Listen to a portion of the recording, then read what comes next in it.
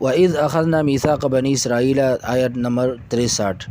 پدې کې د بنی اسرائیل دویم نوع ذکر کیږي او د هغې د پلار نیکونو درې خباستونه پکې بیانېږي. د هغې د پلار نیکونو درې خباستونه په دې کې بیانېږي. لومبی خباست وایز یاد کا غو اخذنا میثاقکم چې موږ تاسو نه وعده واغشته دی د الله سره خبرې کولې. اول ته وی چې یره د الله نه دی نو لہذا د الله تر طرفه په دې باندې هغه کوهی تور غره د روچت کړی شو. قرآن کریم کې فرمایي وایز نتقنا الجبل فوقهم كانه ذله د وی خروي سره شو دی د پاسه هغه غر چې د پاسه شو.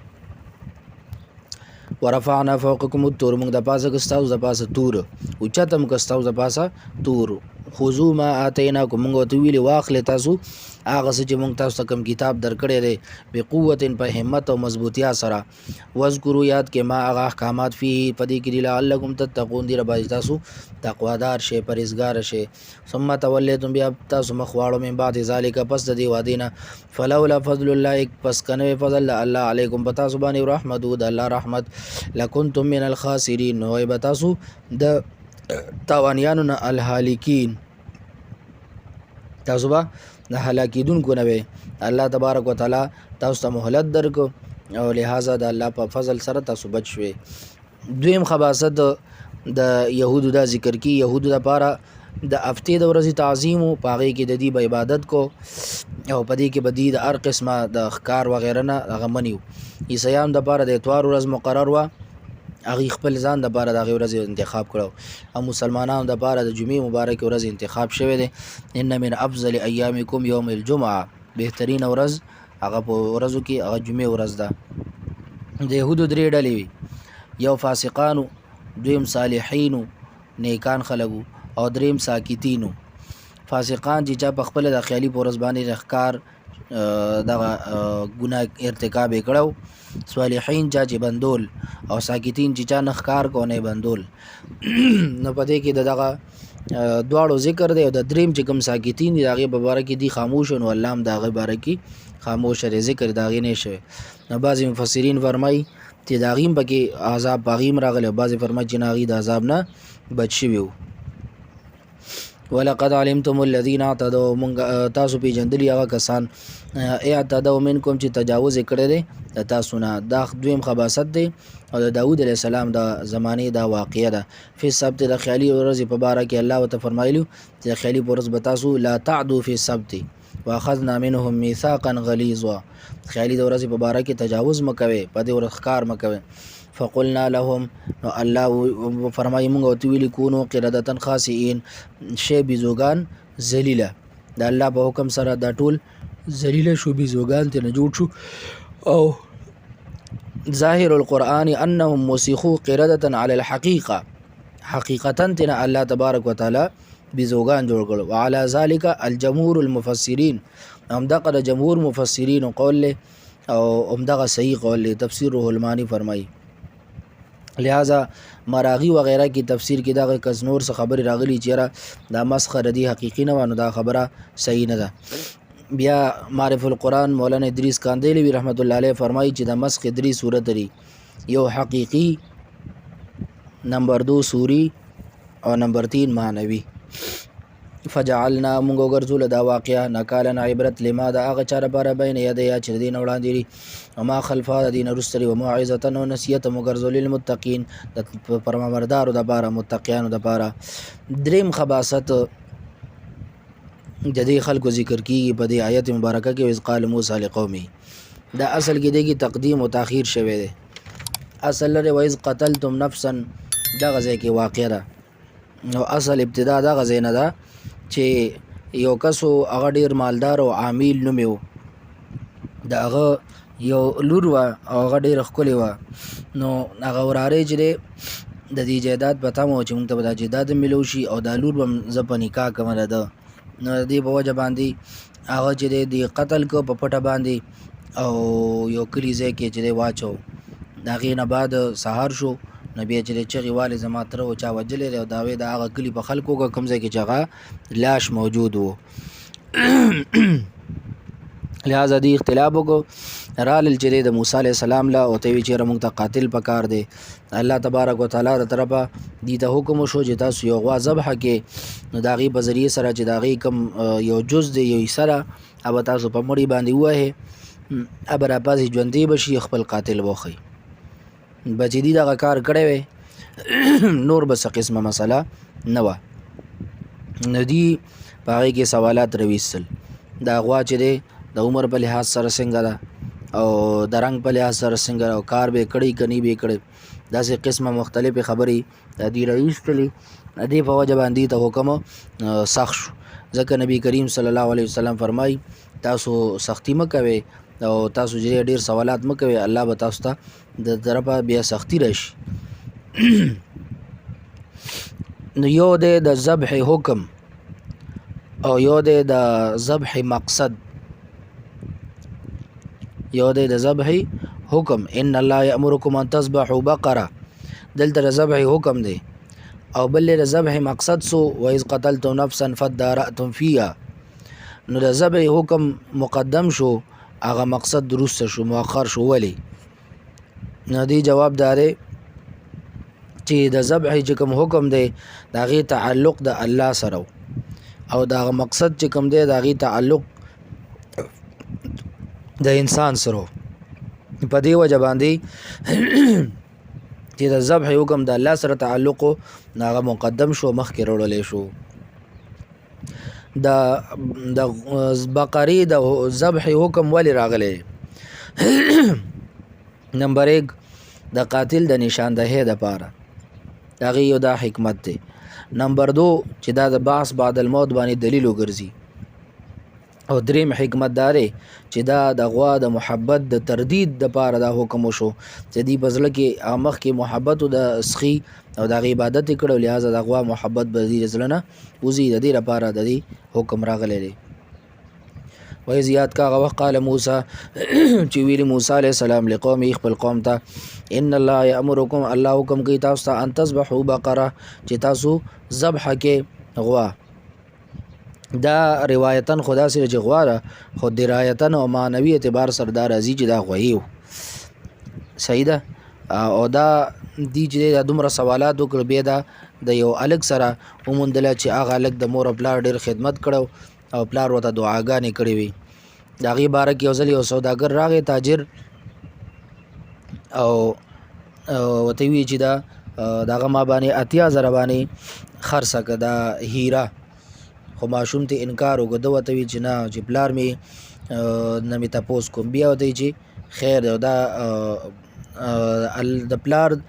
پرېږده تپوس مه کوه او دا چې په ما باندې خرڅه کړه او دی چې نه زه د پلار نه تپوس کوم نو د دغه پلار ادب هغه خیال وساتو الله تبارک وتعالی هغه ته دا مقام او دا عزت ورکړو چې ښه ډېر مال دولت یې ورته ورکړو دویم دا چې فرشته د انساني شکل کې یو ځل دله راله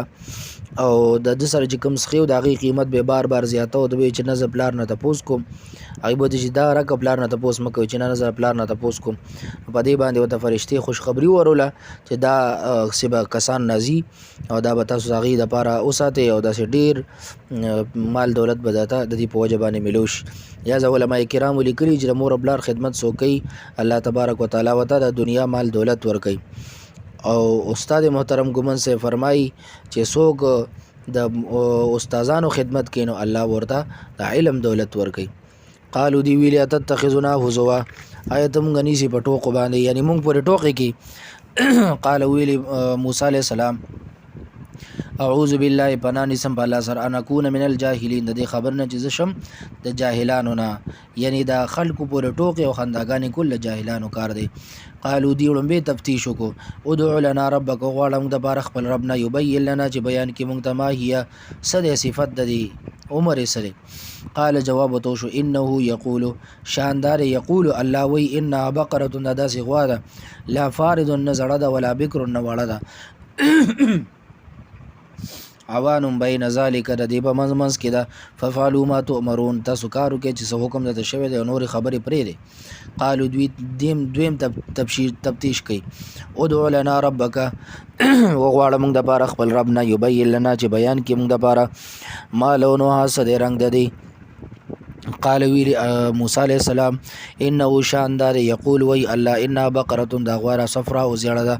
فاقع لونها تیز دی رنگ د دی یا خالص دی رنگ د دی تسر الناظرین خوشاله کوي کتون کولرا چې څوک ته ګوري هغه خوشحاليږي دیتا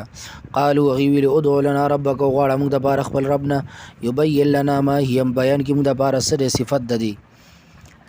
یعنی عمل په اعتبار سره ان البقره تشابه علينا غوا ګډوډه شوی د په مونږ باندې و ان شاء الله بشک مونږه الله غختله لمهتدون هدایت مندون کی شو تفسیر مزاری وی لو لم یستثنوا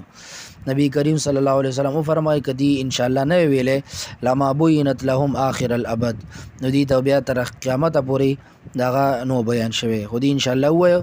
نو دغه الله تبارک وتعالى دی ته هغه پلاس ورکړه قال ویلی موسی علیہ السلام انه بشک شاندار یقول وی الله ان بقره دا غوا د سر الله ذلول مهنتی جوتین را تسير الارض جزمکا شلی ولا تسقي الحرس او نه پټي خړوبې نه پټي وبکي مسلمتون دا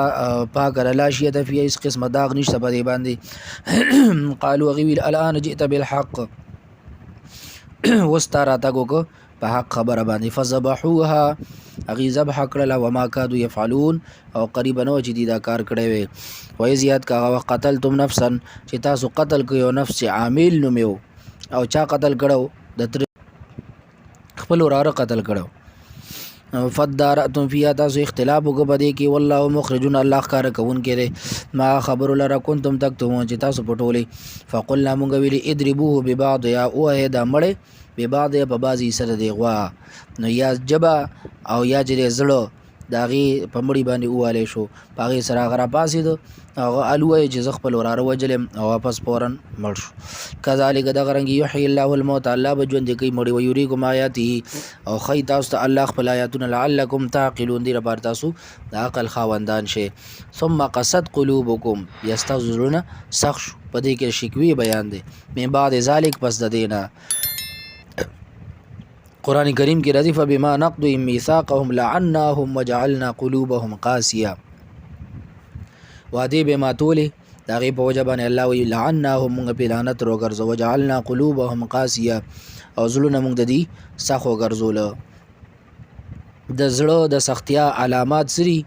نو داغه جمود العين پدې سره نمبر 2 قساوت القلب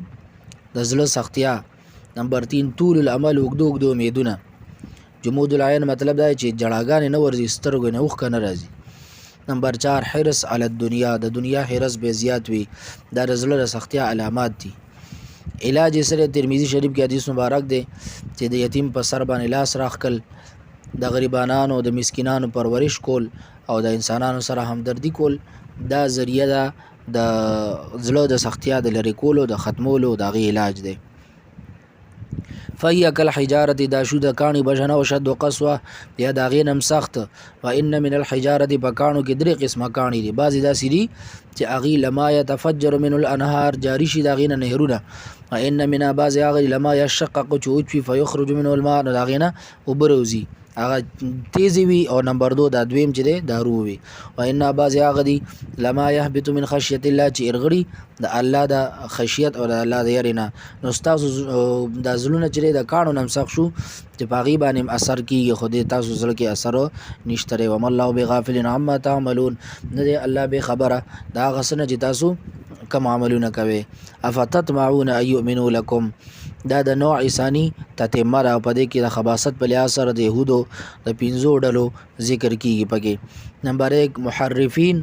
نمبر 2 په يهودو کې منافقین نمبر 3 په يهودو کې انپړه مریدین نمبر 4 مفترین علی الله او نمبر 5 صاحبزادگان او د دې غپیران د دې 15 ډلو ذکر دی محرفین لکه وقد کان فریق منهم د منافقین لکه اذا لقوا الذين امنوا ان پړه مریدین لکه ومنهم امیون او دغه شان جری مفترین فویل الذين يكتبون الكتاب او دغه شان صاحبزادگان او پیران لن تمسن النار افتطمعون آیا تاسو تمه لرئ ان یؤمنوا لکم چې دوی به یقینو کې په تاسو باندې یا به ایمان راوړي لاجل دعوتکم ستاسو د دعوت په وجه باندې وقد کان فریق منهم اشتری بدی کې وډلې يسمعون کلام الله اورید الله خبرې کلام الله نه مراد یا تورات ته نو بیا چې اوریدل د انبیو په واسطه سره شو ثم يحرفون بیا تحریف کوي نو چې دی کله غزین رال نبی ویلي چې الله تبارک وتعالى موږ ته حکم کو چې کم تورات کې کم حکمونه آسان دي باغی عمل کوي چې کم د تګران دي بس تاسو باغی عمل مکوي د تحریف وکړه الله په حکم کې یا د اویا کسانو سره بلا واسطه خدا الله خبر اوریدل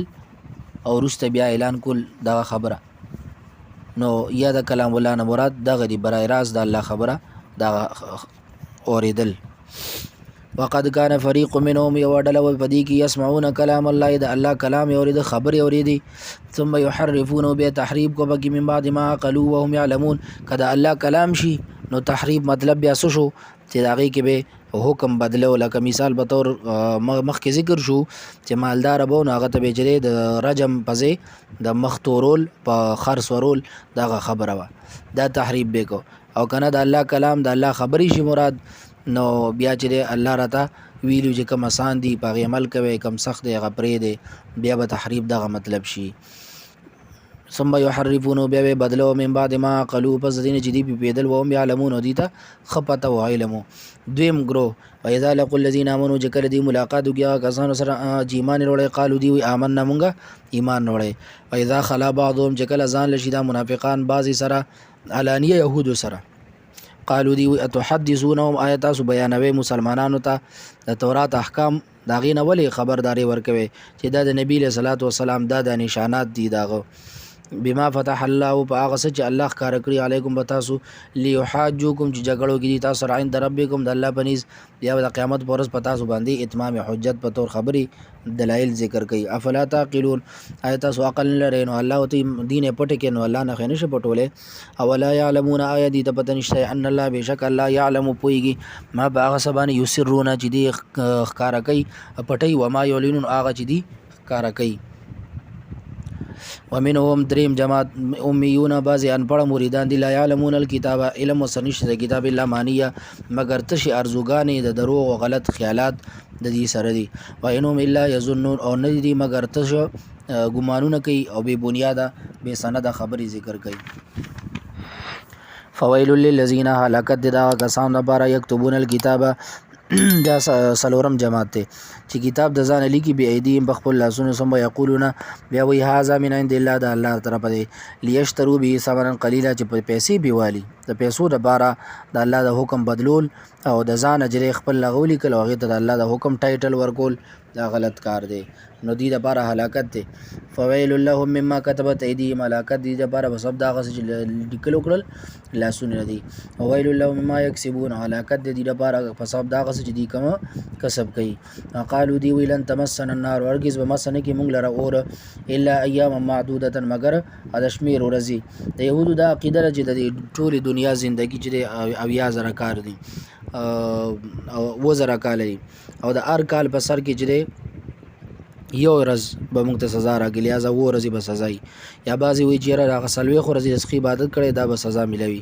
یا بعضی وی چیرې سونه ورځي په دنیا کې موږ اوسېدلی او بزق عذاب به بیا به نه دا خبره غلطه ده قل تورته وي اتخذ من الله آیات سنولې الله سره عهدا وعده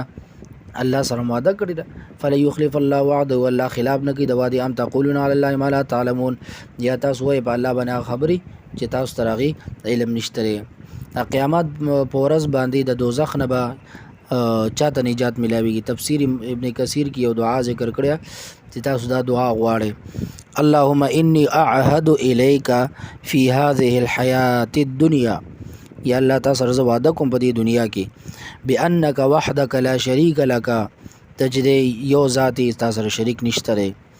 وان محمدا عبدك ورسولك نبی علیہ السلام ستا بندا او ستا رسول له انی لا اثق الا برحمتك او صرف او صرف ستا برحمت بني یقین ساتم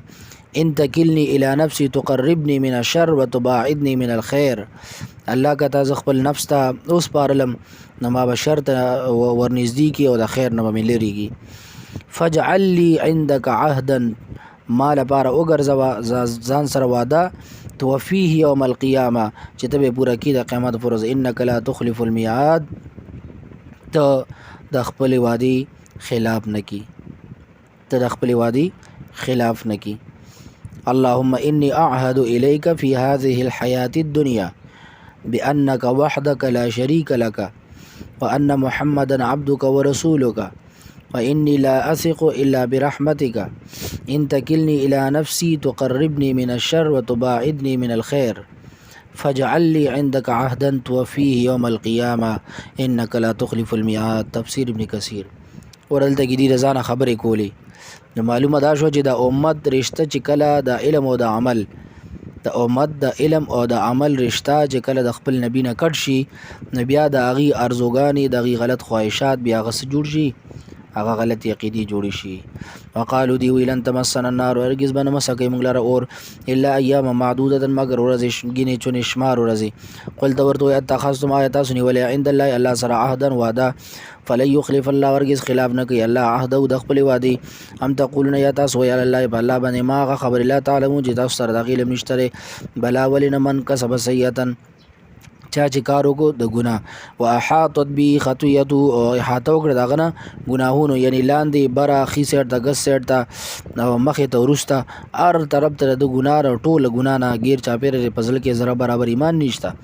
فاولئک اصحاب النار دی دوزخیان دي هم فیها خالدون همیشه به دې جهنم کې وي. یا چې دی دا